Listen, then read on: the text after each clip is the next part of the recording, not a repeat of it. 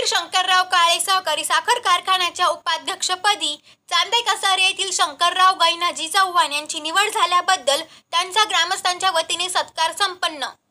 कर्मवीर शंकरराव काळे सहकारी साखर कारखान्याच्या उपाध्यक्षपदी चांदे कसारे येथील शंकरराव गैनाजी चव्हाण यांची बिनविरोध निवड झाल्याबद्दल चांदे कसारे येथील सर्व ग्रामस्थ चांदे कसारे यांच्या वतीने त्यांचा सत्कार करण्यात आला। या प्रसंगी सरपंच किरण होन, उपसरपंच सचिन होन, माजी संचालक आनंदराव चव्हाण, माजी सरपंच जयदत्त होन, ग्रामपंचायत सदस्य बबलू शेख, मनोज होन, माजी उपसरपंच रवी खरात, अरुण खरात, अर्जुन होन, मनोहर होन, रावसाहेब होन, दत्तात्रय होन, पोपटराव होन, द्वारकानाथ होन, कल्याण सर, गौतम बँकेचे संचालक शरद होन, राजू खरात, डॉक्टर प्रसाद होन,